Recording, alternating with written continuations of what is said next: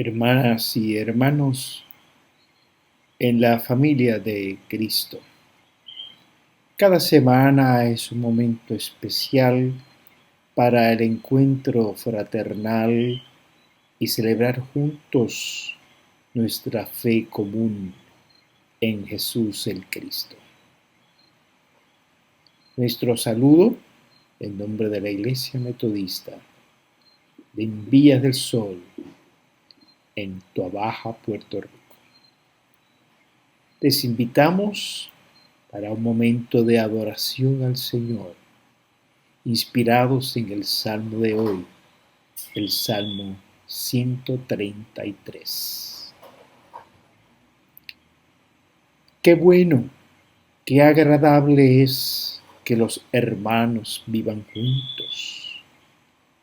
Es como aceite que perfuma la cabeza, que desciende por la barba de Aarón, hasta la orla de su vestido.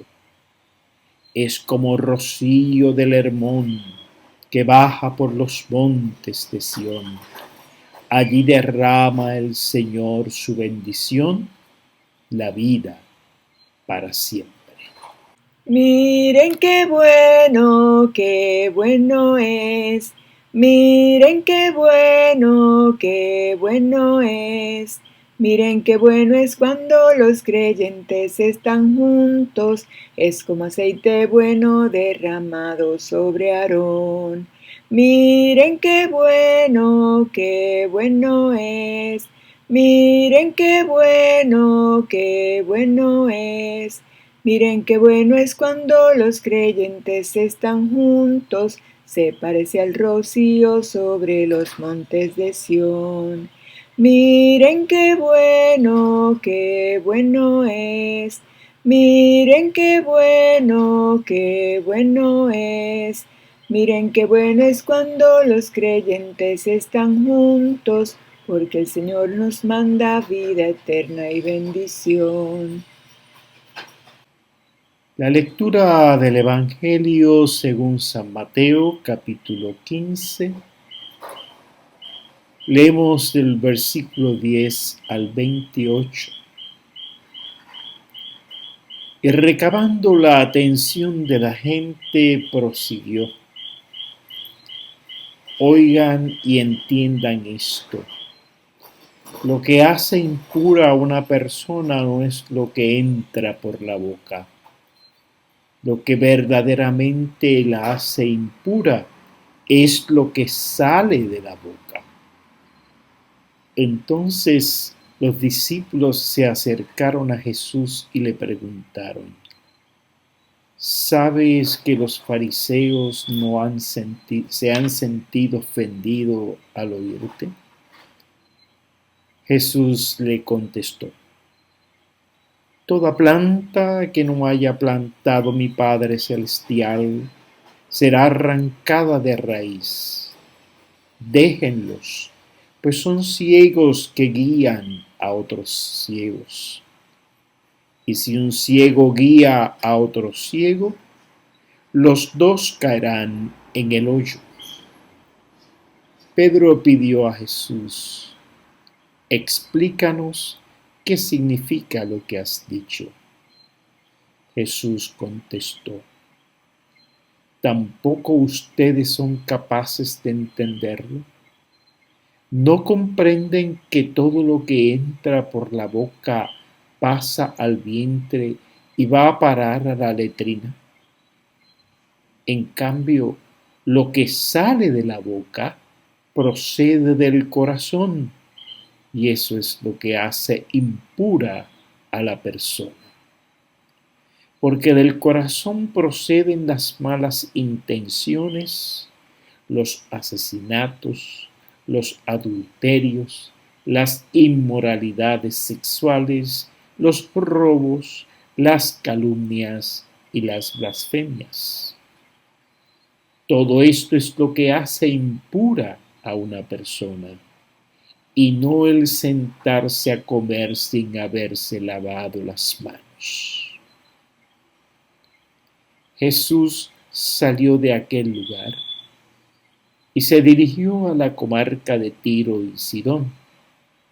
En esto, una mujer cananea que vivía por aquellos lugares vino a su encuentro gritando: Señor, Hijo de David, ten compasión de mí.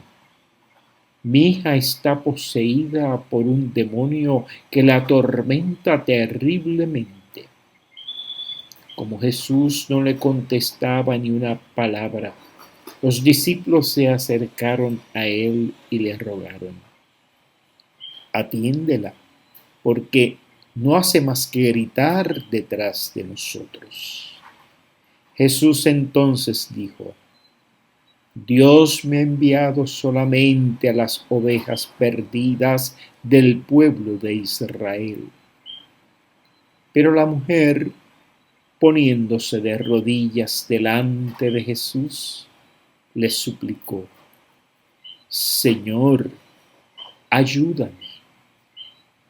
Él le contestó: no está bien quitarles el pan a los hijos para echárselo a los perros. Y ella dijo: es cierto, Señor, pero también los cachorrillos comen las migajas que caen de la mesa de sus amos. Entonces Jesús le respondió: grande es tu fe, mujer, que se haga lo que deseas. Y su hija quedó curada en aquel mismo instante. Esta es la palabra del Señor.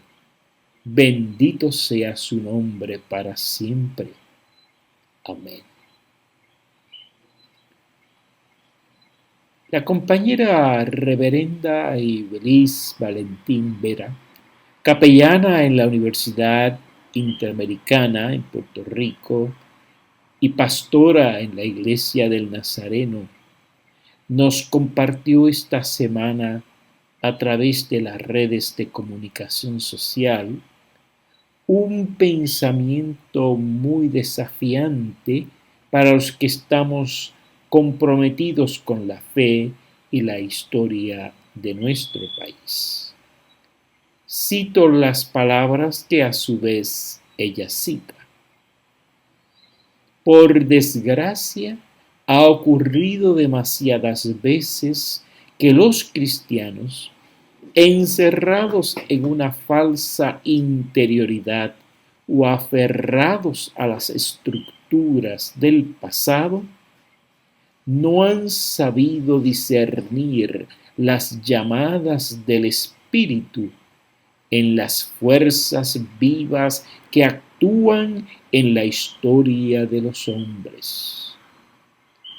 Ello ha sido un gran perjuicio para la Iglesia y para la sociedad, pues sólo al contacto con las aspiraciones profundas de los hombres se renueva la Iglesia y renueva su lectura del Evangelio. Palabras del hermano Eloy Leclerc en Francisco de Asís, un hombre nuevo para una sociedad nueva. Y añade la compañera pastora un comentario. Citamos: parecería estar escrito para este tiempo que estamos viviendo. Aprendamos de la historia. Y aprovecho esta comunicación para utilizarla como un pie forzado para la reflexión de hoy y compartir con ustedes unos pensamientos del hermano Eloy Leclerc. El religioso franciscano, en su libro Sabiduría de un pobre, nos invita a una reflexión profunda a partir de la vida, la sabiduría y la práctica de la espiritualidad cultivada por el hermano Francisco, un monje de la Edad Media, quien fue fundador de la Orden de los Hermanos y las Hermanas Pobres de Asís. Citamos el capítulo 4 del libro Sabiduría de un pobre y el tema o título El gemido de un pobre. Espero que esta lectura nos haga mucho bien en el día de hoy. Algunos días más tarde, después de haber estado rezando en el bosque, según su costumbre, Francisco encontró en la ermita un hermano joven que le esperaba.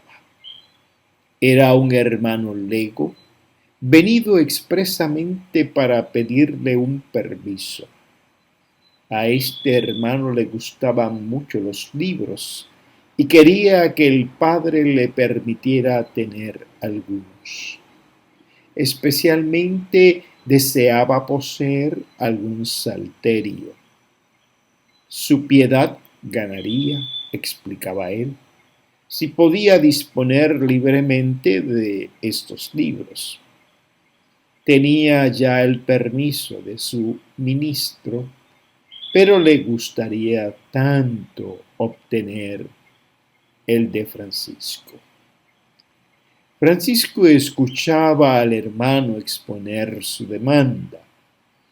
Veía mucho más lejos de lo que él decía. Las palabras del hermano resonaban en sus oídos como un eco. Le parecía oír las palabras de algunos ministros de su orden, deslumbrados por el prestigio de los libros y de la ciencia. ¿No le había pedido uno de ellos hacía poco permiso para guardar para su uso toda una colección de libros magníficos y vistosos? Bajo pretexto de piedad, se estaba, pues, a punto de desviar a los hermanos de la humildad y simplicidad de su vocación. Pero no bastaba eso. Los innovadores querían que él, Francisco, diera su aprobación. La autorización que diese a este hermanito sería evidentemente explotada por los ministros. Verdaderamente era demasiado. Francisco sintió que le subía una cólera violenta, pero se tensó y se contuvo. Hubiera querido estar a 1000 leguas de allí, lejos de la mirada de este hermano que esperaba y espiaba sus reacciones. De repente le asaltó una idea. ¿Quieres un salterio?, gritó. Espero, voy a buscarte uno. Saltó hacia la cocina de la ermita, entró dentro, metió la mano en el hogar apagado y cogió un puñado de ceniza y volvió corriendo al hermano. Aquí tienes un salterio, dijo. Y al decirlo, le frotó la cabeza con la ceniza. El hermano no esperaba eso. Sorprendido y confuso, no sabía qué pensar ni qué decir. Manifiestamente no comprendía nada. Se quedó allí con la cabeza baja, silencioso. Francisco mismo, una vez pasada su primera reacción, se encontró desarmado ante este silencio. Acababa de hablarle de un lenguaje rudo, demasiado rudo, seguramente. Hubiera querido ahora explicarle por qué había obrado así, decirle despacito y claro todo lo que pensaba, decirle que no tenía nada contra la ciencia ni contra la propiedad en general, pero que sabía él, el hijo del rico mercader de tejidos de Asís, lo difícil que es poseer algo y seguir siendo amigo de todos los hombres y sobre todo el amigo de Jesucristo. Que allí donde cada uno se esfuerza en hacerse un haber, ya se ha acabado la verdadera comunidad de hermanos y de amigos.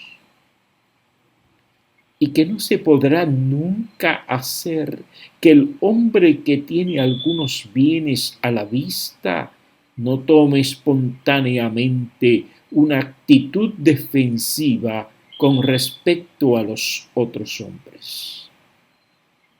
Es eso lo que había explicado en otro tiempo al obispo de Asís, que se asombraba de la excesiva pobreza de los hermanos. Señor obispo, le había dicho entonces, si tenemos posesiones, nos harán falta armas para defenderlas. El obispo lo había comprendido, lo sabía por experiencia.